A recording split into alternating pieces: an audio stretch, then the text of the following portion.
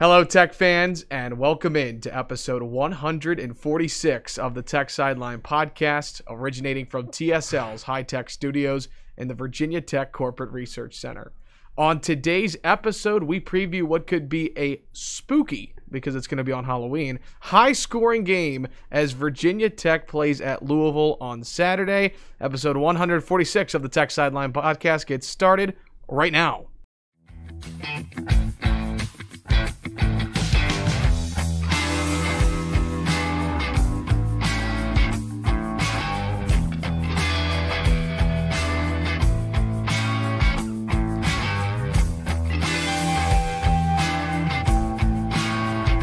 So great to have you with us, episode 146 of the Tech Sideline Podcast, whether you are watching live on YouTube or archived on YouTube, listening on Apple Podcasts, SoundCloud, Amazon Music, Spotify, Google Podcasts, or on Stitcher. We are so glad you could join us today as we record on Thursday afternoon, October 29th. We've got our General Manager and Founder, Will Stewart, with us, our Managing Editor, Chris Coleman, the best producer in the land. Yes, he is. Malcolm Stewart behind the scenes. He's taking your questions for those of you watching live on YouTube. We will read those off at the end of the show for Will and Chris. And I'm your podcast host, Evan Hughes. This week and every week, the Tech Sideline Podcast is presented by the Fisher Law Firm, Virginia's trusted DUI and traffic defense firm, dedicated to defending individuals charged with traffic-related offenses. The Fisher Law Firm handles cases throughout the Commonwealth of Virginia, and to date, the firm has defended tens of thousands of people charged with moving violations. For a free consultation, call anytime, day or evening, toll-free at 1-800-680-7031. Again, that's 1-800-680-7031, or email the Fisher Law Firm at info@fisherlegal.com. Gentlemen, it is great to be with you as we stay dry from the rainy conditions that we've experienced over the last 24 hours in Blacksburg. It has been wet, it has been yucky, and it looks like it's the end of the good weather. And that's why Will is wearing a great-looking Virginia Tech pullover right now, protecting him from the rain. The technical name is Wind Shirt, a wind shirt by Champion from Campus Emporium. As always, we'll drop the link down in the video description. Now, this particular item is $79.99, which when you first think about it, you're like, man, that's a lot. And then you put this thing on, and it's really nice. It's lined. The pockets are lined. The pockets have zippers. The letters are like really nice, really, stitched on really well. And I'm warm over here, man. With this mask and this pullover on, this wind shirt on, I am warm. So if I just kind of do this. Oh, and we just had lunch, too. We just ate pizza, so if you see me kind of nodding off, just, throw something at me. We also have a couple of other great Campus Emporium items that we have kept on the podcast set. For those listening, Will, you want to describe what we have decided to keep on the set? Well, we're not going to keep them. This is the end of the October featured items, so I got to return them after this podcast. We got the Stein over here sitting next to me, which is $22.99. Very nice. And this is called a Heritage banner, I think, that's hanging over my shoulder.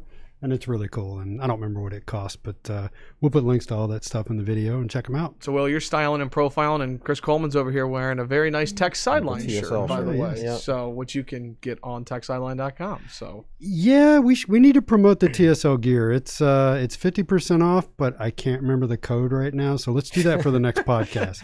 All right. Sounds good. Hey, real quick before we dive into things, I always like to have a little bit of fun before the show gets started. It is Halloween on Saturday, and I was listening to Tech Talk Live the other day, the Fun with Foo segment that John Laser does with Justin Fuente. Mm-hmm. And, the Halloween is a big holiday in the Fuente household with his three daughters every year. Past couple of years at the Cinnabon, that his girls have actually dressed up and people have given out candy. It's really neat. And I guess the football team actually engages with some of the younger kids of coaches. So I thought we'd start off the podcast today. I'm curious. I think the Tech Sideline viewers and listeners want to know, what was the best costume you ever wore for Halloween growing up, as a kid? Oh, I'm going to start with you, Chris. I don't remember anything I wore as a kid. Come on. No, seriously, I don't. You absolutely No, have as to a child? something. No, I don't. Or, okay, up to when you Now, stopped as an trick-or-treating. adult, ask him as an adult. Okay, how about as an adult? So the best one that I actually can remember was there were 5 of us total, and 4 of us were Ghostbusters, and 1 of us was Kenny Powers. and so it was, I mean, there weren't 5 Ghostbusters. So. You can't quote any Kenny Powers lines on the TSL podcast. No, you can't. I don't even know who Kenny Powers is, so. Oh. Yeah, okay, gosh. Anyway. I do know what Ghostbusters is. So there was part of our group that, like, wasn't from Blacksburg, so, like, I went out a few days later, and the bartender said, "Hey, Egon and Kenny Powers didn't pay their tabs the other night." so I had to pay their tabs. There's a line you don't hear every day. Well, I'm curious. How about you? Adult or as a kid growing up? I honestly don't remember, man. You see, I grew up back in the 70s, and we didn't put any effort into it. You just bought the plastic mask with the rubber strap and slapped that thing on your face, and you took it off pretty quick because they were much like the masks we're wearing because of COVID. Those things were hot, man. Your face would sweat, and it'd start to stink in like 5 minutes, so you wouldn't even wear your mask. I do remember my brother one time had a really cool Space Ghost outfit. Space Ghost Coast to Coast? Yeah. I used to like that show. Yeah, he had like the little wristbands that would do stuff. My favorite character was Brock. I never watched it. No? I just remember seeing my brother's Halloween costume. Gosh, I was like 4 years old. I remember where we lived, and I remember seeing it, and my little 4-year-old brain just went, "Wow!" So there's some cool Brock videos on YouTube that you can watch. All right, yeah. There you go. Well, if there's anybody who wants to drop it in the YouTube live chat, what you're going to be for Halloween this year, or any good memories, feel free to drop it. Virginia Tech playing at Louisville on Saturday on Halloween. We've actually seen on social media this week, Louisville put out a really unique uniform reveal of like playing along with the Halloween theme, and Will's going to pull it up. We can talk about that a little bit later, but I think that'll be a common theme heading into the game on Saturday. Great to have you with us. Episode 146, Tech Sideline Podcast, brought to you by the Fisher Law Firm. Hokies going up against one of the best offenses in the ACC, one of the most dynamic offenses. We're going to break down the Louisville offense, the defense. We're going to get game predictions from Will and Chris in just a little bit. But we begin the podcast today by going back to 2005 when Malcolm and I were in the first grade. The last time Louisville played Virginia Tech in football, the Gator Bowl, a 35-24 win for Virginia Tech, a physical football game, to say the least. Will, looking back on that game 15 years removed, what do you remember most about that game? So I remember that, excuse me, me and my buddy Richie Davis drove up to Harrisonburg and watched it. You were there? Ah. Sean Whitchurch was there. Remember? Whitchurch was there? I rode up with Whitchurch, and we all went to the basketball game, and then we went to B-Dubs. Oh, that's right. Tech played basketball. Yeah, we played JMU in basketball that day. I don't remember if that was before. I guess it was right after the Gator Bowl. Wow. I think we played JMU in basketball in the old Convocation Center. I always tell people I have trouble remembering a lot of the things I've done in my life, and I definitely don't remember who I did them with. I'll be like, "You ever see that movie?" And the person will be like, "I went with you." And I'm like, sorry. I was looking at the movie, not you.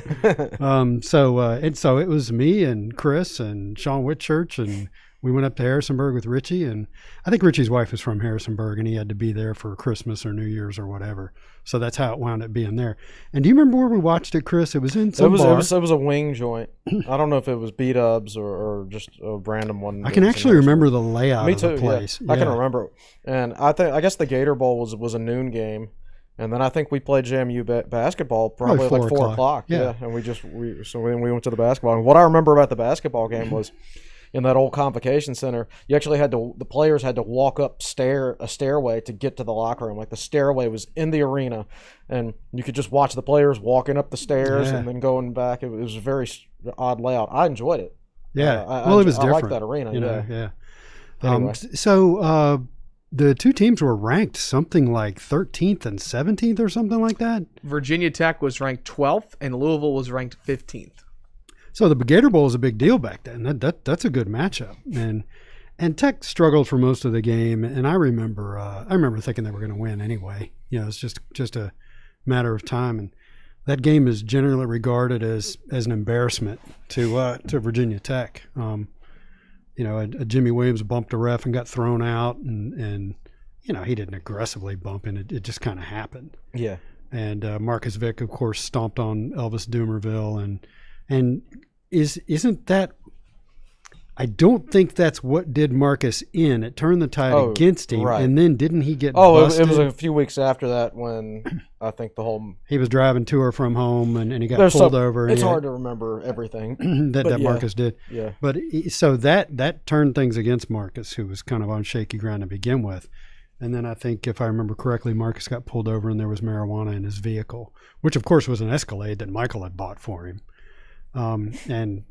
And that was the end of that for Marcus. He got kicked out of school. And I remember Tech did a press conference with, I think, Jim Weaver, the athletic director, and Charles Steger, the school president. Mm-hmm.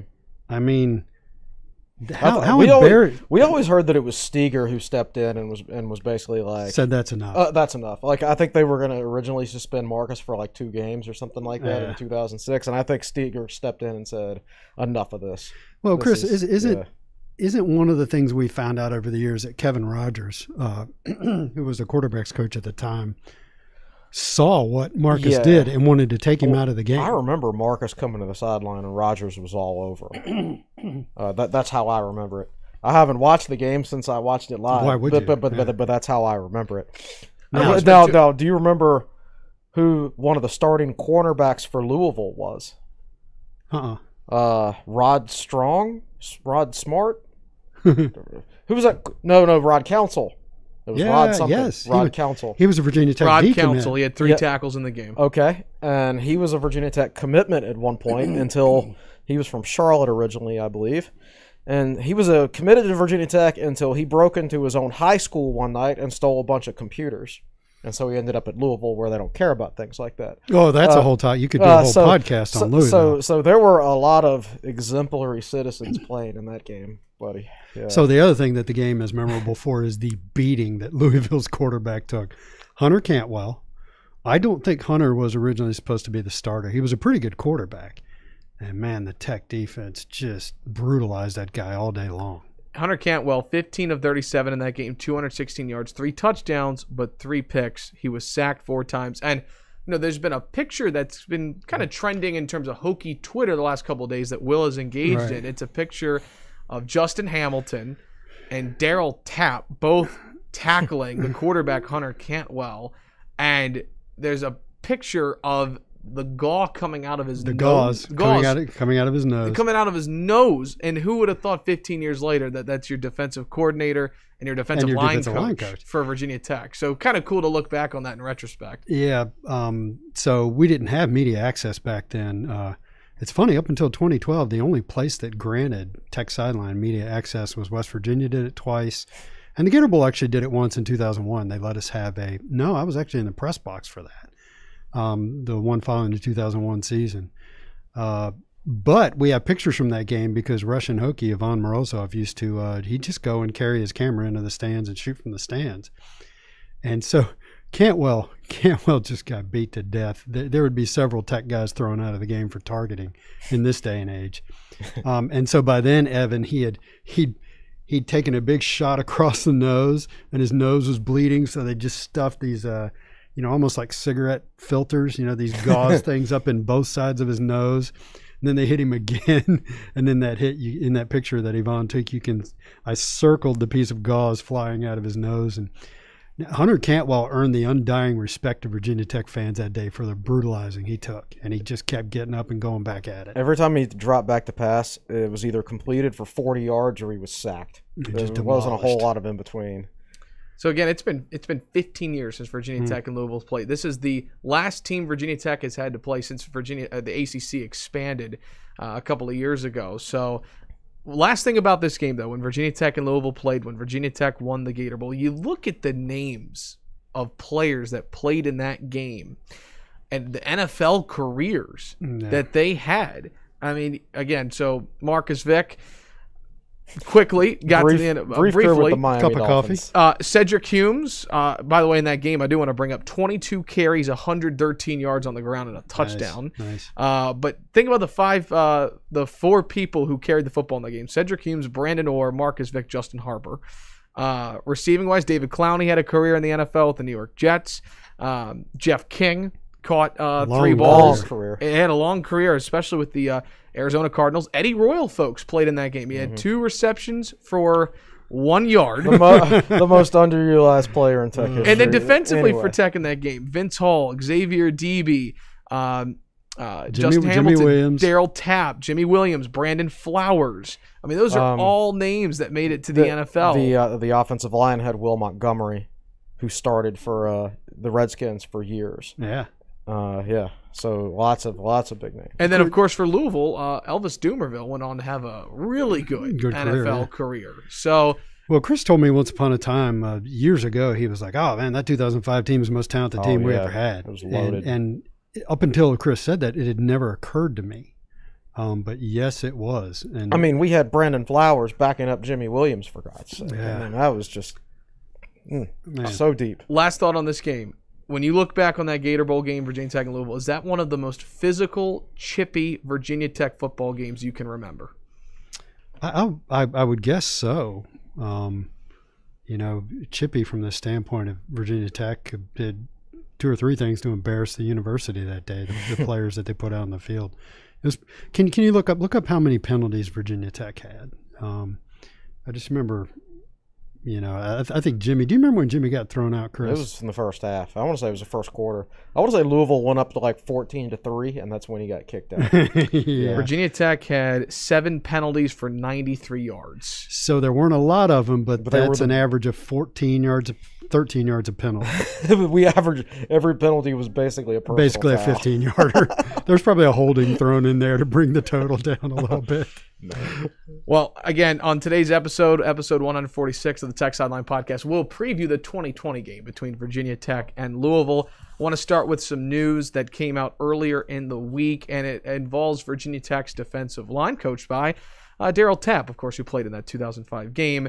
Tywan Garbett back with the Virginia Tech team. He started 11 games last year. He's one of the most experienced defensive linemen that Virginia Tech has. Chris, while he's not going to play this week, what does that mean for the Virginia Tech defensive line moving forward? Well, it helps with depth. But the fact of the matter is Tywan Garbett is a defensive end for the old scheme who has not practiced one day in the new scheme. Yeah. So, quite frankly, I just don't see it having an impact this year. If it does, it'll be very late in the season. Right. So okay, there we go. Very brief. Let's transition. Fans don't want to hear that. Fans want, Tywan Garbett's back, yay! And I like Tywan Garbett. We like him. Yeah. I mean, that guy. I specifically, he works really hard. I specifically watched him in the Notre Dame game last year when I was up in South Bend, and he worked so hard to get to the quarterback in that game. And he made some big plays for Tech last year in the Wake Forest game. Was it him? You were showing me a picture the other day where the Notre Dame guy was taking his hat off. Oh yeah. It was like had one hand on the top of his head and another hand right here, and was just doing that, just twisting. Yeah, it's a brutal sport, man. So we like Ty Garbett, but he's not going to be playing 30 snaps 2 weeks from now. Right. The bottom line, he's a 6'1", 240-pound defensive end that isn't really built for this scheme. And he hasn't practiced it. He hasn't practiced any football at all since December. Yeah. So have extremely low expectations. But it is good to have him back. It is nice to have him. It's good for him. Yeah. Speaking of the defensive line, before we transition into Louisville, missing the first half of this week will be Gerard Hewitt because he was ejected in the second half of the Wake Forest game. Who will get the majority of his snaps, do you expect? If it's not Fuga, then it should be. Then we're storming the gate with pitchforks. Fuga is the best fit for this scheme. He's Virginia Tech's highest grading defensive tackle this year. He's 6'2", 323 pounds. He's the only defensive tackle on this team that is actually a physical fit for any other defense besides the old Tech defense. Right. So the funny thing is, I wasn't that high on Fuga coming out of high school because I didn't think he was a good fit for the old scheme, the Wiles Foster scheme. But now I'm really glad Tech signed him because I think he's he's a good fit for what they're trying to do now. Not only do I think he should start this weekend with Hewitt out. I mean, I think he should start the rest of the season. And he was a late offer, right? Extremely late offer. I believe it was John Yetzi on the Tech recruiting staff who kept pushing for Fuga to get offered. And they didn't necessarily offer him because they thought he was a big-time playmaker. It's because they looked at his entire senior film, and he never came off the field. And so he was playing every snap, every game on both sides of the ball, I think. Right. And he only got beat on one play the entire season, I think, is so like he was one of those guys. Like, he should be tired. You're a big guy like Fuga, you got to play every snap. There's going to be what you would think a few times during the course of every game probably where you might take a play off here and there just to catch your breath. He never did. He kept playing hard and only lost one snap the entire season. So, Evan, when people talk about, so-and-so, Clemson and Alabama have 30 guys on their recruiting staff, and you're like, well, what do those people do? Not everybody can text or send birthday cards to recruits. That's one of the things they can do. Anybody can look great in a highlight film. Chris and I watched the highlight film this morning where the guy looked outstanding. Mm-hmm. But you don't know what he's doing all the other plays. Correct. And if you can tell a guy, hey, we like this guy, why don't you sit down and get together all of his film and just take a couple days and watch all of it and tell me what you think. Does he complain to the refs? Does he lay on the field when he's not really hurt? Does he do all those things? Does he take plays off? Things like that. Yeah, and Fuga didn't, and he also played for a good team. I think they played for the state championship. They lost it though, right? Yes. To Highland Springs. I forget. Yeah, I think he's from Freedom High. He's from Freedom. I think they lost to Manchester. That was the year, for those that follow 804 high school football, Manchester was in 6A with Brendan Clark, their quarterback, committed to Notre Dame. And we at Tech had an offensive lineman. Jesse Hansen, I believe his name. No, it wasn't. He was Botetourt, wasn't he? Yeah, he was from Roanoke. He was the one from Richmond had to give up football because of concussions, but he was the starting interior lineman on that Manchester team. That's right. Corey Van Dyke did an excellent story. And they went head to head. This offensive lineman that signed with Tech and Fuga in that game. That's right. And then you had Highland Springs in 5A. It was actually, I think, one of the best years of Richmond high school football in quite some time. And unfortunately, Highland Springs did not get to play Manchester that year. So, anyway, really good memory on that. Let's transition and talk about this Louisville team. First of all, I think it's important to take a step back and look at the job that Scott Satterfield has done. You go back to 2018, Louisville was 2-10. Hire Scott Satterfield. Last year, they go 8-5, 5-3 in ACC play. There were high expectations for this Louisville team coming into 2020. Started off the season with a 35-21 win against Western Kentucky, and then 4 straight losses, a 47-34 loss to Miami, a 23-20 loss to Pittsburgh, a 46-27 loss at Georgia Tech, and then a 12-7 loss to Notre Dame and South Bend. However, they bounced back by putting up 48 points on Florida State, who was coming off of a high of beating then number 5 North Carolina. Chris, this offense is known for being explosive. When you look at this Louisville team at 2-4 on the season, what should we make of this team? Probably one that should be better than 2-4, which could mean that they're about to explode and go on a run, or that there's a reason why they're 2-4. Right?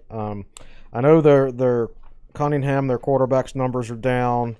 Atwell, their receivers, his numbers are down slightly from a yards per catch standpoint.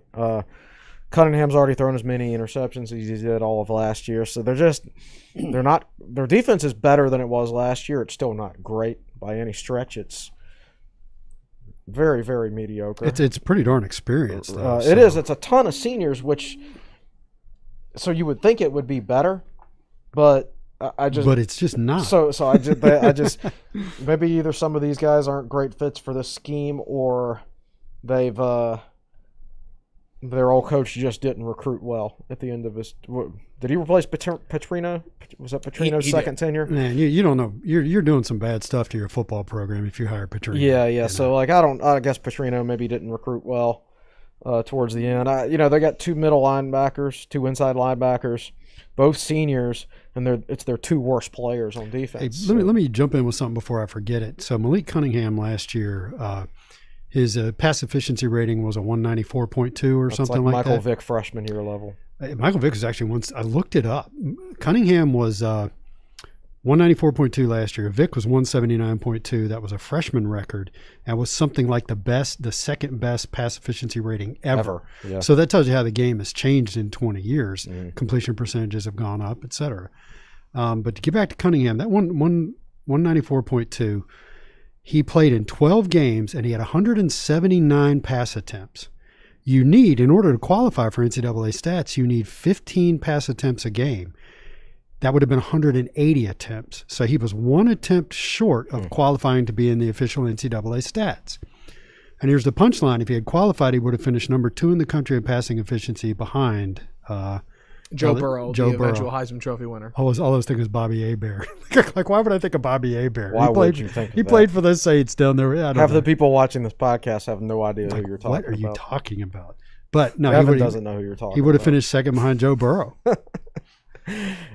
But I do know what Office Space is now. Bobby Hebert would have been an ideal quarterback for the Jets, Evan. Kind of a nobody. Doesn't really do anything. So let's talk about Malik Cunningham real quick. You mentioned how good he was last year. He was a huge reason why Louisville went from 2-10 to 8-5 under first-year coach Scott Satterfield. His numbers in 2019: Cunningham completed 62% of his passes, 2,061 yards, 22 touchdowns, 5 interceptions. Yeah. Numbers so far this year: 62.9% completion percentage, so about the same. Just over nearly 1,400 passing yards, 12 touchdowns, 5 interceptions. So, Chris, it does feel like Cunningham has been more turnover prone here in 2020 compared to 2019. Certainly has. Now, especially their first 4 games. Their last 2, not so much. So that's... Yeah, they were a -8 turnover ratio in their first 4 games, and they're even in their last 2 games. Right, and they've only turned it over once in their last 2 games. And... You know, as we've found out the last couple of weeks, turnovers, they can be kind of unpredictable. Yeah. Like Boston College comes into the Tech game, ranked first in turnover margin? No, but they were up there. They were top 10. Yeah, and then they turned over 5 times. And then Tech has been really good at turnover margin, and then they go down to Wake Forest and turn it over 3 times. Yeah. And now Wake Forest is number 1 in the country in turnover margin, and they'll probably have 4 this week against whoever they play if that trend keeps up. Yeah. But... So you just can't, even if a team turns it over a lot. Remember, Duke came into that game turning it over a ton, right? And we were like, but we knew that wasn't going to last. We were like, well, they're due to have a game where they don't turn it over, right? And yeah, they only had 1 that game, so you can't necessarily you can't expect turnovers to continue to go as they're going. So so they didn't continue to go poorly for Louisville. Maybe it'll flip back now. Who knows? It's like when I make predictions, for game previews, I generally throw out the turnover stuff. Yeah, when you make predictions, you don't assume big special teams plays or turnovers. Or penalties. You know? I've never written a prediction where I was like, Tech is going to force 5 turnovers and win 40-14. It's rare. Now, some of those old Duke teams in the ACC, you could do that, like before Cutcliffe got there. Yeah, you know that you could do that back then because they were just so awful at quarterback. But now passing games have gotten so advanced that you just can't look at a team and be like, oh man, they're going to get out talented and they're going to be swamped with turnovers. You can't really do that anymore. Yeah. One other thought on Malik Cunningham. Mentioned how he's thrown 5 interceptions this year. That's as many as he threw in 12 games last season. One stat that I found very interesting that is part of Chris's game preview that's available right now on TechSideline.com is that he hasn't been very accurate this year. His accurate throw rate is 46.6%, which ranks 13th in the ACC. Chris, as you said, in other words, he makes a good throw less than 50% of the time, with his receivers having to work hard to catch many of his passes. Right. So if Tech's defensive backs can really stay on those receivers tight, and that ball comes in behind them, and you can make it very difficult for them to catch those passes if you're all over them. Now, if you're sitting back loose, and that guy's got plenty of room, then yeah, he can twist back and make a tough catch. But if you're on him, then it's going to be difficult. So it'll be interesting to see what kind of coverage Tech comes out and plays this week, because you obviously with a guy like Tutu Atwell.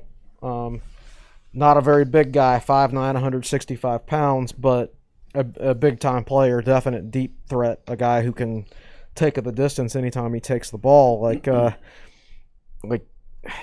want to leave that guy a cushion to a certain extent, right?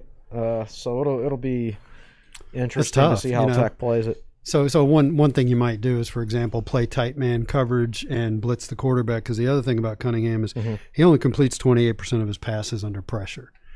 But when you play that sort of game, he also runs a lot. He scrambles a lot. Yeah. So you're running that risk that if you pressure him and he gets through your rush, he's going to do a lot of damage to you. He's only averaging 2.7 yards per carry this year compared to 4.0 last year. They don't do designed runs with him very often. Sorry, I was looking at something out the window. But anyway, it's a giant bird with his wings spread. That's when you need a fifth camera. Yeah, that's when we probably should start closing the shades for podcasts when I get distracted by things like that. Ooh, look, a bird.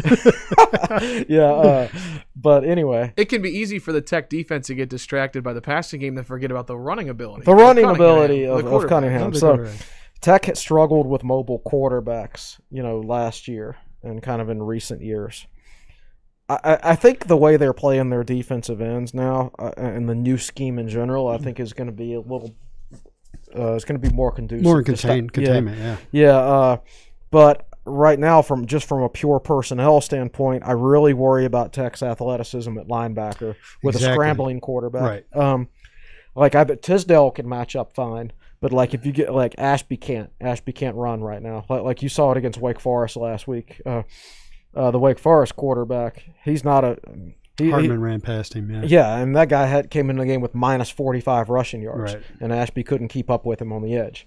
So I really worry about Ashby in this game when Cunningham scrambles. I don't think he'll be able to tackle him in the open field, and when Ashby and Dax are on the field together, if Tisdale is not in the game, I think Tisdale has to be in the game all the time. If you want to play Dax, get him a few snaps, get him to give Ashby a break at Mike, but I don't think Tisdale can come off the field in a game like this. So they used to put spies on the quarterbacks. They used to take a linebacker, and back when mobile quarterbacks weren't as common, and they would take their most athletic linebacker and say, you pay attention to the quarterback, and that's it. But that's not a thing anymore, right? Because passing games have become so sophisticated. No, you can still do it. I think it depends on your personnel. If I had Tremaine Edmonds, I'd be spying the heck out of mobile quarterbacks, man. That might actually be a good strategy. Or Xavier Adebe. Yeah, right. Xavier was a guy great open field tackle. You can tell him to spy, or you can just give him a lot of freedom and say, if we want you to spy him, but if you see an opening, if you think you can get a sack, go after him. Yeah. I would. It depends on how much you trust the player to make the right decisions. But from a pure athletic standpoint, I could see a guy like Edmonds playing spy in a game like this and being very effective. But Chamari Connor might be good at that. Yeah, maybe. But the thing is, you need to be an inside guy to be a spy. Right. You can't be the slot corner, which is basically what he is. Because what if the guy scrambles the other side of the field? You can't exactly shadow him over there, right? So it has to be one of those inside linebackers. Okay. And previewing Virginia Tech at Louisville this Saturday on Halloween, episode 146 of the Tech Sideline Podcast, brought to you by the Fisher Law Firm. We're analyzing this really talented Louisville offense, and we talked a lot about their quarterback, Malik Cunningham, rightfully so. He's talented. He's explosive. So is their running back in Javian Hawkins, who had a great redshirt freshman campaign last year. He ran for over 1,500 yards, averaged 5.8 yards per carry. And this year, 693 yards, averaging 6 yards per carry. And he, as you said in your game preview, and I completely agree, he's one of the best running backs in this conference, and that says a lot, especially the running backs Virginia Tech has seen over the last couple of weeks. Michael Carter of North Carolina, Kenneth Walker, the third of Wake Forest last week, Christian Beal-Smith. I was going to say they did a really good job against Kenneth Walker, and I didn't think they would. But they didn't do such a good job against Beal Smith. So, let me ask you, given how Wake Forest ran the football last week against Virginia Tech, and then you've got another good running back in Hawkins you're facing this week, How concerned are you about Virginia Tech being able to stop the run this Saturday? I'm concerned. We've talked about this, and we pretty much agree that Louisville, if they hold to form, to pattern, they're going to hit you with a 75-yard touchdown run or touchdown pass and then go 3 and out 3 times in a row, and then hit you with a 60-yard touchdown play. So consistently stopping the run, I don't know. Giving up big plays, that can happen. You were talking about Christian Beal-Smith. Fu just basically said he busted it like a big 58-yarder or something earlier just because somebody made a bad run fake. So one of the young guys who hasn't played much, I don't know. On that play, if I remember that play correctly, Divine Diablo just accelerated into the gap and took on a blocker as if he was expecting someone else to be there to get the running back. Mm-hmm. And that person never appeared. So that's probably the play Fu's talking about, right. But I just I'm just more worried about the big plays than I am consistent drives down the field. I'll answer it that way. Chris, let me before you jump in here, I do want to mention what you put in your game preview, where the Cardinals rank nationally in terms of big plays generated. 10-plus yard plays, number 16 in the country. 20-plus yard plays, number 8 in the country. 30-plus yard plays, number 10 in the country. And plays over 40 yards or more, number 6. Right, and what's their total offense ranking? I think I put it in there somewhere. Not that great. Not that good. I think it's like 42nd. They rank 43rd nationally in total offense. 43rd, but and the Hokies rank 21st for comparison. For comparison. All right, so they're middle of the pack in total offense, 416 yards a game, yet they're top 10 basically in big plays generated. They will hit you with the big plays. So when you say they'll hit you with a 70-yard gain, touchdown, and then go 3 and out for 3 or 4 straight possessions and then hit an 80-yard touchdown. That's pretty much it. That's what those numbers indicate, man. So this is going to be one of those games that you're watching, and there's going to be, I think, a lot of peaks and valleys for the Virginia Tech defense. There's as a fan, you're going to be like, there's going to be parts of the game where you're really happy with how the defense is playing, and then they're going to give up like a 70-yard, 5-yard play, and you're going to be mad at them then. But that's just kind of the nature of what Louisville does. And I don't know why they're inconsistent. Like I said, Cunningham's numbers aren't quite as good. I think it's just sheer athleticism.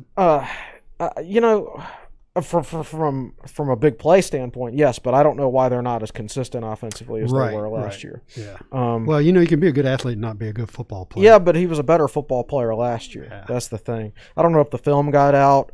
But it's 2020, man. For all they didn't get to go through spring either. For all I know, he had COVID in the preseason, and a bunch of his receivers are out. I mean, there's a lot of individual players whose performances dropped way off. Right. And so that could be it. We don't know how. And I've said that I'm not going to be very critical of teams this year, including Tech, because there's just so much about each team that we don't know with regards to who's been out, how long they were out, et cetera, et cetera, et cetera. So. Like I sit here and say Cunningham has regressed. Atwell's not as good last year, but there might be some darn good reasons for that we just don't know. Yeah. Well, as Cunningham has struggled, I mean, we mentioned how his completion percentage is down. He's thrown 5 picks this year, which was the most he threw last year in 12 games. But as we mentioned a moment ago, I mean, Javian Hawkins is having as good a season on pace as he did last year. And I want to spend a moment talking about Tutu Atwell because last week we talked a lot about Ja'Cory Roberson, the number 1 receiver for Wake Forest, and he certainly had an impact on the game. Not quite as big an impact as he's capable of. But Tutu Atwell, let me read you the numbers here for Louisville's number 1 receiver. Last year, caught 70 passes for over 1,200 yards and averaged 18.2 yards per catch. Coming into Saturday, 32 receptions, 450 yards. He's averaging 14 yards a catch and 5 touchdowns. I mean, he's almost averaging a first down and a half every time he catches the football. You look at Virginia Tech's corners. I mean, anybody in particular you think might match up well against Atwell? Not really. I don't know if Waller's going to play or not. I don't get the impression that he is. Dorian Strong, he'll be there someday, but not every down yet because he's so young. I don't know. I think he's pretty much. I think he played all but 5 snaps against Wake. Well, I mean to stay with him every single play. Sure, yeah. That's a tall order for anybody. it's interesting. He's a slot receiver sized guy. He's 5'9", 165. I actually don't know if they play him in the slot or outside or what. I would assume in the slot. And so 15 yards a catch for a guy in the slot that's a lot of yards. Last year was 18. Yeah, exactly. That's what I'm saying. His numbers are down. And the thing that Louisville's actually played 6 games. They're one of the, I don't know if I should say one of the few teams in the country to play 6 games, but Virginia Tech's played 5. Yeah. And there are a lot of teams that have played less than 6. So he's basically halfway through the season. And you said he had 70 catches last year. He's got 32 right now. He's kind of on the same pace there. And at this point, I'm just rambling. So I don't know that Tech has a guy that can really hang with him the whole game. I want to wrap up the offense because we do need to transition to the defense and get a break in here in a minute. But Chris, I'm going to use a baseball analogy real quick. Is it fair to use this analogy? Louisville's offense is like a relief pitcher who throws 99. He either throws strikes or he's going to walk guys on 4 pitches. Is that a fair comparison? You could say that, and maybe the other comparison for baseball is one of those home run lineups that if they don't hit home runs, they're not going to produce any runs because nobody hits for a high average. They don't draw walks. Nobody's like a real speed guy on the bases, right? So it's tough for them to like generate runs when they aren't hitting homers. So you could maybe say if they don't hit homers against Tech, they don't have a habit of like driving the length of the field on 8, 9, 10 play drives and things like that.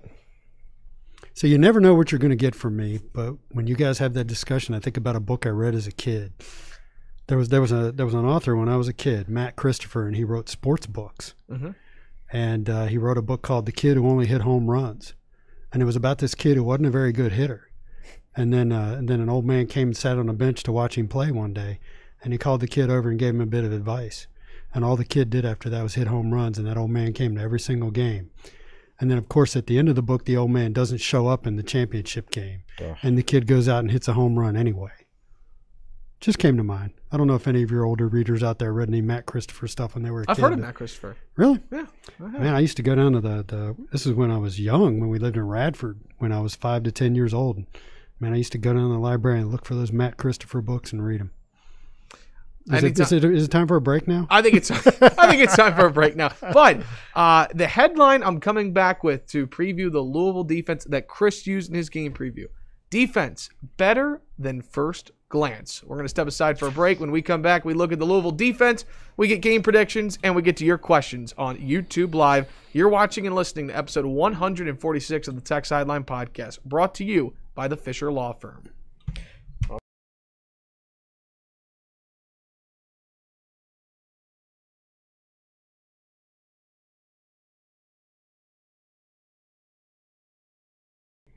Welcome back in, episode 146 of the Tech Sideline Podcast. It is great to have you with us. A reminder, the Tech Sideline Podcast also brought to you by the Southeast Regional Training Center. For more on how you can help Virginia Tech Wrestling, be sure to go to southeastrtc.com. Evan Hughes back with you, along with Chris Coleman, Will Stewart, the best producer in the land, Malcolm Stewart. He is behind the scenes taking your YouTube Live questions for the end of the show. And we just checked the comment section in between our break, and we had a very special comment from Dorian Strong's dad. Donovan. So, he appreciated the the shout out that we talked about him or a couple of podcasts ago. So, Mr. Strong, thanks so much for watching. We appreciate your support. So first of all, there was a little bit of confusion. We were not saying that Dorian's 5'9", 165. That's was it? Who were you talking about? Hawkins or Atwell? We were talking about Atwell, the receiver for Louisville. Yeah. So secondly, you realize we can never ever be critical of Dorian Strong now, right? Because his dad listens to the podcast and he's huge.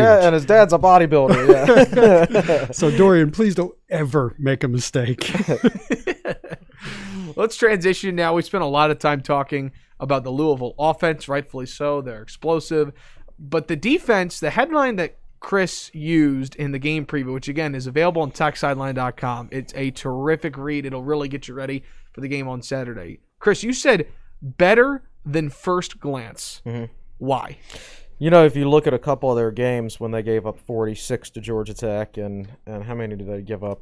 Similar number to Miami, like 48 or something. And they gave up 12 to Notre Dame. Right. So they played terrible defense last year, and then they kind of start this season off giving up 47 in their second game, and then 46, and so you're like, yeah, that's just not a good defense. But they've played better since then, and a lot of their numbers are very middle of the pack-ish, so to speak. But, they've got a lot of seniors, so they're experienced. But if you've got a lot of seniors and you're still not, better than average, that just means you lack talent. Something ain't right Most there. likely, yeah. So I don't think they're all that talented on defense, but they are experienced. But I do think Tech will move the football and score points on them. So unfortunately, I don't know the specifics of it. I know they held Notre Dame to 12 points. I don't know anything about Notre Dame other than as I listen to Sirius XM and they talk about Notre Dame, they talk about how Notre Dame cannot throw the football downfield. It's their offensive weakness. They have a good running game, but they can't go downfield with the passing game. Well, they also got knocked out with COVID during the middle of the season. Okay, and that's extremely difficult. Who does that sound like? Right. Virginia Tech is also a team that's known as more of a running team and hasn't thrown the ball downfield yet. So I don't know if it was just one of those days for Notre Dame, including COVID, or Notre Dame is book as their quarterback. Almost picked Tech to beat them last year, and I picked Notre Dame to win a really close game. And I remember saying on the podcast that I would pick Tech to win the game if I thought Hendon was the quarterback. Yeah, because Notre Dame is one of those offenses. That they very much rely on the traditional running game, and the quarterback's not a factor in the running game. They're such a traditional offense, I think, that you kind of know what you're going to get. And sure enough, Tech's defense went up there and, except for the final drive, shut them down, right? Yeah. So I do think they're a little more simple than like the Virginia Tech offense, so to speak. Tech's offense is more dynamic. Not to say that Tech's is better or worse or anything like that, but they're more dynamic for sure. A couple of notes. You mentioned how big plays are a big strength of the Louisville offense. It's a weakness of the Cardinals' defense. 40 yards or more, 40-plus yard plays, number 86 in the country. 30-plus yard plays, number 82 in the country. Mm-hmm. And 10-plus yard plays, number 88 in the country. So, Will, we thought last week could be a high-scoring game between Virginia Tech and Wake Forest. It turned out it wasn't. Right. Does this game still feel like it could be a high-scoring game given – It would be interesting to hear those stats for Wake Forest because we knew Wake Forest was a good tackling team, and they try to keep you in front of them. So they probably don't give up a lot of big plays. Maybe we'll get this week what we're expecting, which is a high-scoring game with a lot of chunk plays. What's not relayed in those stats there, are they giving up big passing plays or big running plays or both? You'd prefer they give up big running plays, which is what Virginia Tech was getting early in the year. I could have done that, but I didn't. Well, that's all right. There's a limited amount of time. Yeah. A couple of other numbers about the Louisville defense. They're number 44 in the country. They're allowing 383 yards a game. That's not a lot. That doesn't sound like a lot to me. Here's how Pro Football Focus ranks them against other ACC programs. Overall defensively, number 8. So middle of the pack. Rushing, number 7. Tackling, number 7. Pass rush, number 10. And coverage, number 9. So on paper, Chris, this seems like a middle-of-the-road defense. Nothing. At all levels. Yeah, right. Well, it's exactly pretty much what Wake Forest seemed like last week. Except for the tackling. Wake was number 1 in tackling. Were they? In the conference. I knew, yeah. So, yeah, I would definitely say this is a week where Tech should be able to move the football. I thought, Raheem Herbert, I called him Raheem Herbert. Raheem Herbert. We knew what you meant. I'm combining both our running backs. Khalil Blackshear. I thought Khalil Herbert versus Wake Forest was an interesting matchup. They did miss some tackles on him. But there were other times where we were like, man, that was a really good tackle. So I think from a tackling standpoint to a breaking tackle standpoint, I thought both teams kind of broke even last week. I think Tech will do fine offensively this week. I think they're not going to have the turnovers and the penalties. In Justin Fuente's tenure, we're going to throw out 2018 because it was all freshmen and that he had to put on the field. But in the other years of his tenure, Tech has only lost 2 games in a row twice. Once in 2017 and then last year. And last year with UVA into in the bowl game, but that was that was a whole month in between, right? Really close. Yeah. So anytime Tech has lost a football game under Fuente, and there was a fixable reason for the loss, and in this case, it was turnovers and penalties. Even if you with some of the bad execution up front, if you take out the turnovers and the penalties, Tech wins that game fairly easily. So he's fixed things like that before whenever there's like a blip on the radar, right? Yeah. And so if history holds, Tech will play a much cleaner football game this Saturday offensively than they did this past week. Right. And if they do that, they'll score points on Louisville. Yeah, and so to put the penalties in perspective, Tech had 10 penalties for 112 yards. The 10 ties the most under Fuente. That was against Cincinnati in the Military Bowl. And for those of you who listen only, I'm spouting this off the top of my head. I'm not looking this up. And 112 yards was the most. So in the, what are we talking, 60 games he's coached at Tech now? Whatever, 50 or 60 games. That's the worst game they've had penalty-wise. Chris is right. That will not happen again. If you look at Tech's penalties per game, it's something like 4 and 3 and 5 in the first 3 games, then 7 in the 4th game against Boston College, and then 10 against Wake Forest. I just don't think that's going to continue. Yeah. Now that we've said it's not going to happen 2 weeks in a row. Well, they're also never going to rush for 300 yards again. Right. Reverse mojo. It's reverse mojo, folks. That's true. There are 2 players on the Louisville defense that I want to highlight. I want to start with defensive tackle Jared Goldwyer, who's a 6'6", 305-pound senior. He's going to line up at nose tackle over Tech center Brock Hoffman. And Chris, you've mentioned in previous weeks how Hoffman has been the lowest grader for a couple of weeks. I don't have the exact stats in front of me, but compared to other Tech offensive linemen, he hasn't graded out as well. Right. Last week, it felt like Carlos Boogie Basham had his way at times against Tech's offensive line. How important is that matchup of Goldwyer against Hoffman up front in the trenches? Yeah, it's an important one. Now, Tech will double team and things like that with the zone blocking plays and everything like that. Because they only have 3 down linemen. Yeah, so yeah. You'll get some double teams. Right. So, I think it's an important matchup for sure. And I know if those offensive linemen, particularly the interior offensive linemen, I think they probably read their press clippings a little too much. The tackles played fine last week, but the interior linemen did not. And I think it's a great opportunity for like Vance Weiss to use the depth that he's got. Put Austin Cannon in there, put Zach Coit in there, put Brian Hudson in there, and let those starters know that, hey, if you have an off game, these guys are perfectly capable of taking your place. Silas Janzi played well when Tenuta was out. That's right. Right?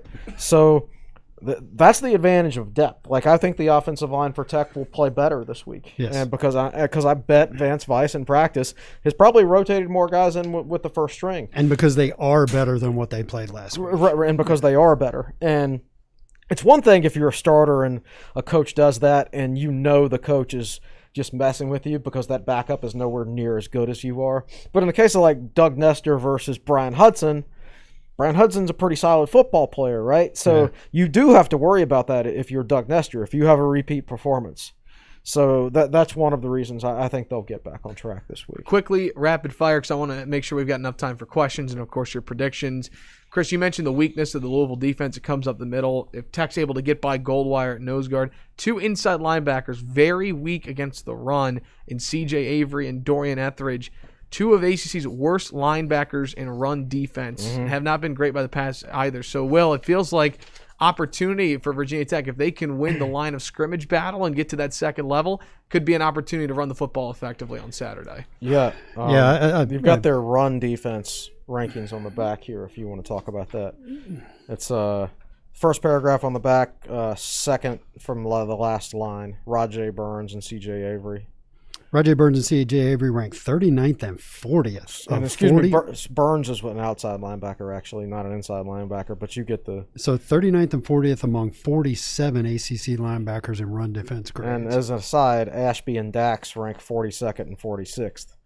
So this game is going to be filled with the linebackers who have not been good against the run this year. So far this year. As an aside, Rajay Burns is a 6', 215-pound outside linebacker for Louisville, who is also their punt returner.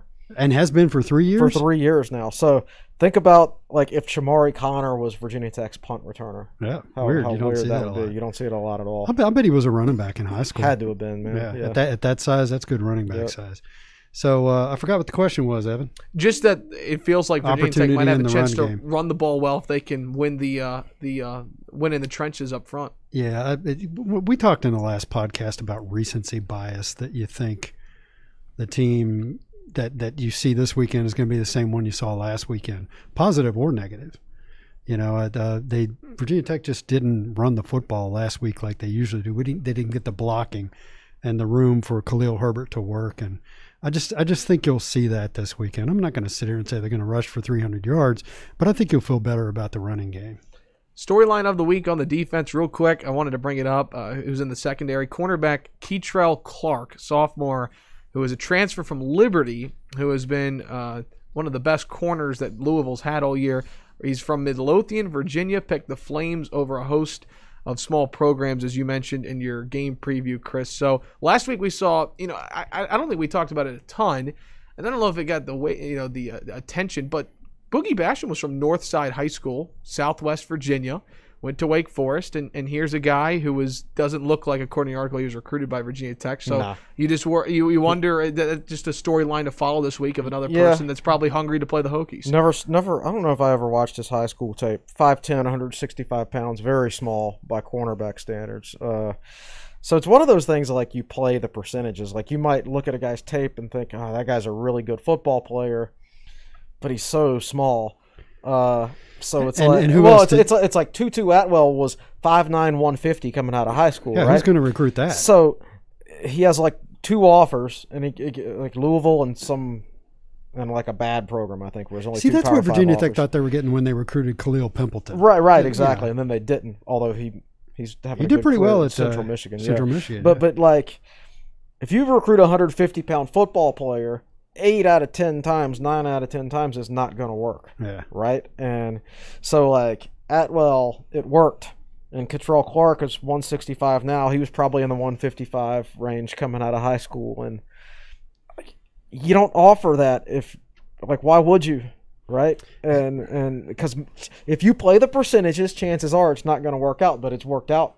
With those guys. Yeah, and some of their best players are under 200 pounds. Their quarterback, their running back, their top receiver, and their top corner. Yeah, and maybe that's why they're not as good week to week as you think they ought to be. Maybe that's part of it. They're just maybe they're banged up because just don't have the size. Yeah. I wasn't trying to knock for not recruited, just thinking storyline. Sure. Again, just 2 weeks of just in-state ties. Well, that storyline was going to happen this week or next week, either way. If he'd stayed at Liberty, right? Yeah. There you go. Yeah. There's 2 kinds of guys you hate losing from the state of Virginia. You hate losing the top level recruits, and you hate losing the under the radar guys that turn out to have good careers somewhere else. I hate what had happened with Boogie Basham because he's got a cousin obviously that played at Tech. Third cousin. And Basham's such a good football name, right? Yeah. Boogie Basham, defensive end for Virginia Tech. God, our fans would love that, wouldn't they?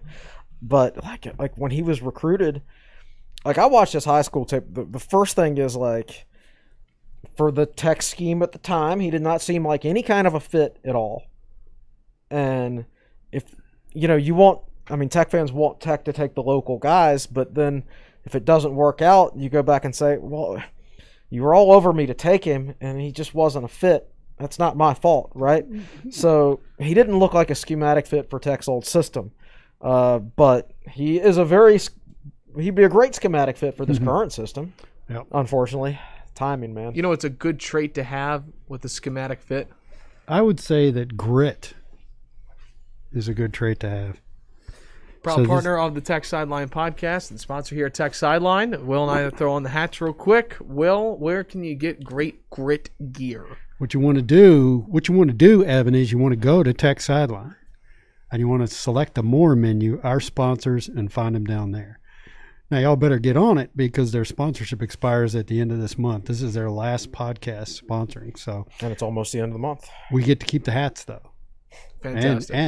And the face mask. And the face mask. Yep. So many thanks to Grit for their sponsorship, and that's where you find their stuff. All right, so time for game predictions, and then I promise we will get to your questions on YouTube Live. We are at the hour 4 mark, so running a little long, but a great podcast nonetheless, episode 146 of the Tech Sideline Podcast. I'm going to ask you guys for your game predictions, I always do. All I'm going to say is this. Here is how Chris started his final thoughts column of his game preview. Quote, heck, I don't know. And here is how Will Stewart's take started. Quote, this one is really a crapshoot. Yes. So, Chris, I'm going to start with you. Who wins and what's the final score? I picked it 34-27 Virginia Tech. I could easily pick it 34-27 Louisville. Right. You know, I'm 3-2 in picking games, but even in the games I've picked correctly, it didn't exactly go how I thought they were going to go, with the exception of the UNC game. But even that was higher scoring than I thought it would be. So you know, at this point, I mean, on paper, the numbers say this should be in the 30s or low 20s, maybe in this case, low 40s for one of the teams. Yeah, I don't know. I don't want to pick like some totally like off the wall number, but I want to pick something that, okay, the numbers say this could be a fair reflection of what the score is going to be. So I've landed on 34-27, and that's as good a guess as any just looking at the numbers. But I mean, I certainly would not take that bet and go to Las Vegas. No, this is not a game to bet on at all, in my opinion. So I just flat went on the message board this morning after the game preview was posted, and I said, here's how I'm going to pick every game the rest of the way. You know, there'll be exceptions like Clemson. I'm going to pick Virginia Tech to score in the high 30s and the opponent to score in the low to mid 30s. I'm just going to do this every time out, because until you start to see otherwise, like what if Virginia Tech's defense goes out and holds Louisville to 17 points? Then maybe I'll start to change that viewpoint. I think the Pitt game might be different than that. Yeah, but, well, let's not drill down. Cross that bridge when we get there. So I'm looking at the so we always include polls at the end of our preview articles, and last week so you got 4 choices. Tech wins by 11 plus, Tech wins by 1 to 10, the opponent wins by 1 to 10, or the opponent wins by 11 plus.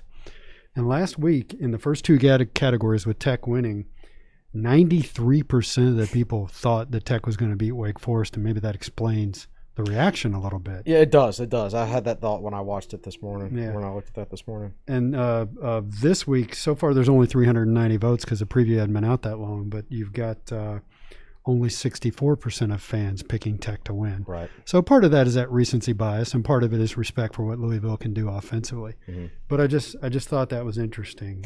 Yeah, it was interesting that like we both picked a really, really close game. And if you're predicting a really, really close game, you're basically admitting that it could go either way, right? Yeah. Correct. But still 93% of Tech fans thought Tech was going to win. And how many of them thought Tech was going to win by double digits? Against Wake Forest? Yeah.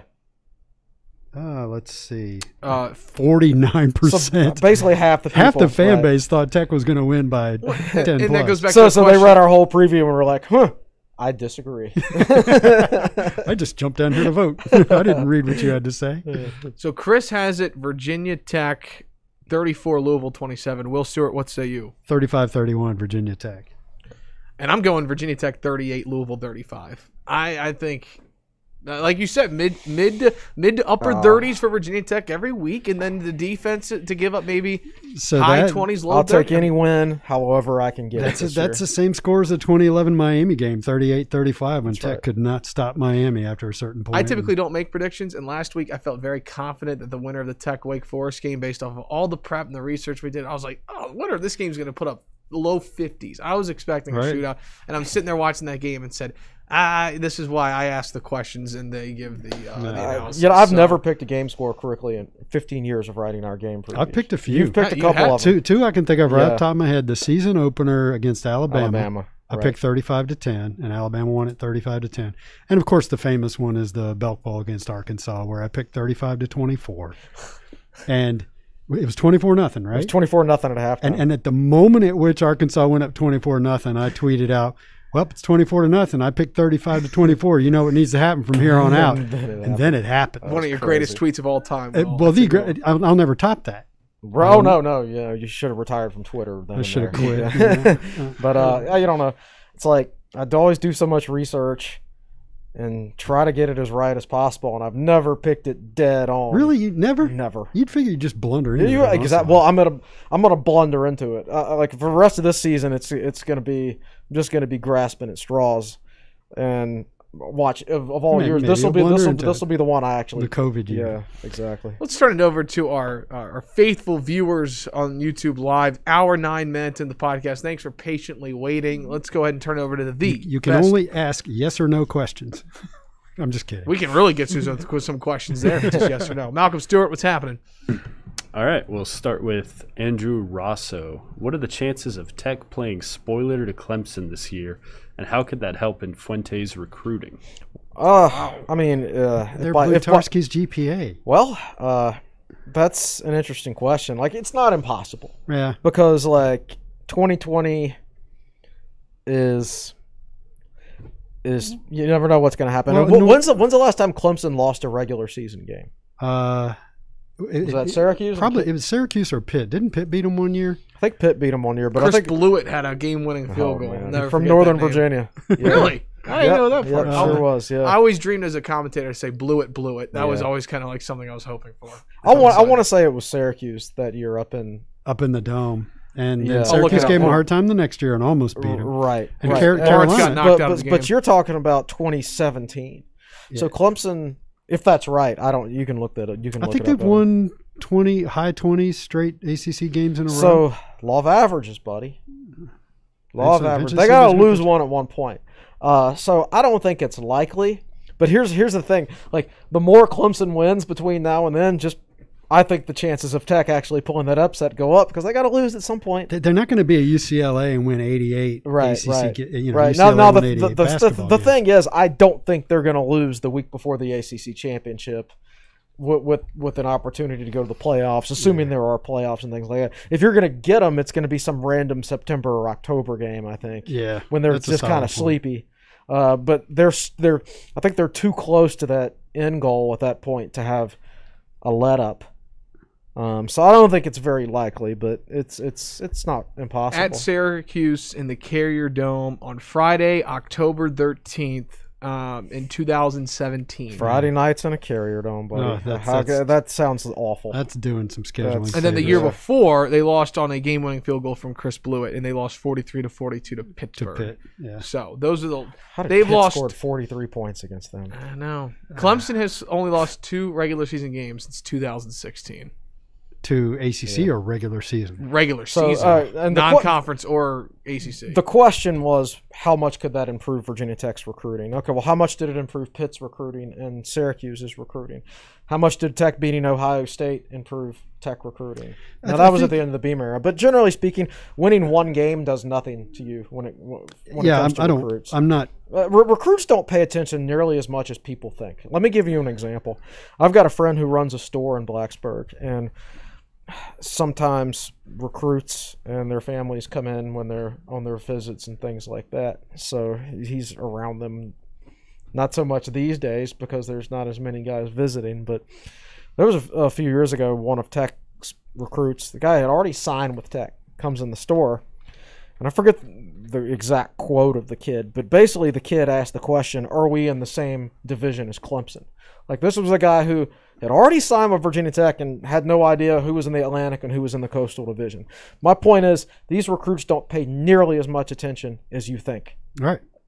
So. And not to criticize the question, but the outcome of a single game just doesn't move the needle that much in recruiting. Recruiting is a relationship that is months long and years long, and a thing that happens on one given day. So you also have to ask the question, the flip side of that question is, do you think that the loss to Wake Forest lost Virginia Tech a bunch of recruits? No, I don't. Right. I don't think the flip side either. So I just want to say, Clemson, they've always been good. But Trevor Lawrence, I think we will look back at him playing in Lane Stadium the way we think, oh, remember when Brett Favre played in Lane Stadium? Yeah. Remember, the guy's going to be special for the New York Jets. Next question. Didn't Tech beat Southern Miss in Lane Stadium? They did, I believe. Yes. So, yeah, might want to. In terms of great quarterbacks that have played in Lane Stadium. All right. Anyway, next question. All right, we're running long, so we'll do one more from Stay Strong 101. not football related, but when will the podcast for basketball season start? Well, there's been no media events. No, there is no schedule. We were told 2 weeks ago. I was told 2 weeks ago that the schedule was coming out 2 weeks ago, and then I was told last week that the schedule was coming out last week. Neither happened. So I don't know when the schedule is going to get released, so I can't make plans for any future coverage for Virginia Tech basketball. And in all seriousness, typically our basketball coverage would occur during a football off week, a bye week. There are none. Oh, yeah, there is. Thanksgiving week, which is when basketball season starts. Yay, I thought I was going to get a week off during the season. No. Okay. So anyway, don't know. So to be honest with you, we run so much content that I don't actually know how I would have time to write a season. If basketball season started next week, I don't know how I would have time to write a season preview this week, right? So it might not be until that bye week, the week of the basketball season starts, until I write a basketball preview We will article. Probably need to outsource that to one of the students. Maybe. Yeah. We'll see. I look forward to basketball coverage. It was a great we'll video. We'll have a better idea when the schedule is released. I haven't even posted a roster on Tech Sideline, I don't think. It's up on HokieSports.com, but I haven't put one up on Tech Sideline. So, Well, let me close with this, because I always have Twitter open for podcasters in case any Virginia Tech news breaks. Here's the news I'll leave with you. I know both of you enjoy the 70s Sports Twitter account. Of course. Love it. And what if I told you that a Major League Baseball team has hired a manager who managed in the 70s as their manager for 2021? What? That is the news that is broken on Twitter. That the Chicago White Sox. I want you to get. I'm trying to think what manager from the 70s is still alive. We're taking big names here. I'm going to give you guys a guess. It was 1979 for the record. Okay, when he so managed barely with in this the team. 70s, but still. This person is 76 years old. Last managed in 2011. The Chicago White Sox have hired Tony La Russa as their new manager. He's that old? How about he that? is 76 years old, and he Yeah. managed the White Sox from 1979 to 1986. So, wow, that's the news to close podcast. Nothing to do with Virginia Tech, but that is what's trending on Twitter. So, there you have it. All right. Quickly, make sure you're following Tech Sideline at Tech Sideline, Facebook and Twitter. Make sure you're following Will and Chris on Twitter to have tweets during the game. Do you have Friday Q&A tomorrow on TechSideline.com? Absolutely, as usual. Fantastic. Now, Malcolm, before we leave, has anyone noticed that Evan did not button his collars down on his shirt? No? I'm the only one who noticed? Mm-mm. I don't typically do the top button. No, I'm not talking about the top button. I'm talking about He said collars. the collar. Oh, you're right. My wife, see, that's why you got to get married. You don't walk out of the house like that. You know what's funny? So this is a shirt I haven't worn in a long time. I had my roommate help me. I was actually really struggling getting this button today, and I was like, oh my gosh, my mom would be so disappointed in me. Well, now she knows. So your roommate was on top of you and didn't notice that the collar is. I'm going to blame this Drew Clawbert, who's watching right now. We got to have a chat. Gosh, well, thanks for calling me out on that, but I'll be better on Monday. Now it's all fixed for the last 15 seconds. There we go. But for the sign off, if you're watching on YouTube, make sure you like and subscribe, please. And I will do better on Monday with my collars. With my collars all fixed. All right. Good Lord, Evan. All right. It must be the end of the show. You have got to learn to handle the stuff that just comes out of nowhere, man. It's part of developing as yes. And you do a good job. But I do that stuff to you on purpose because I care about your education. I appreciate that. I have a story for another podcast of me and we'll save that. We'll table that for another time. Anyways, thanks so much, everybody, for watching. And how about Mr. Strong for watching today and commenting? So appreciate him Dorian watching. is the greatest football player ever. There you go. All right, that'll do it for us. Episode 146 of the Tech Sideline Podcast. For our managing editor, Chris Coleman, our founder and general manager, Will Stewart, the best producer in the land, Malcolm Stewart. I'm your podcast host, Evan Hughes, saying so long. Thanks so much for watching and listening. Episode 146 of the Tech Sideline Podcast, brought to you by the Fisher Law Firm. Have a great weekend. Enjoy the game, and we'll talk to you on Monday morning, breaking down Louisville and Virginia Tech.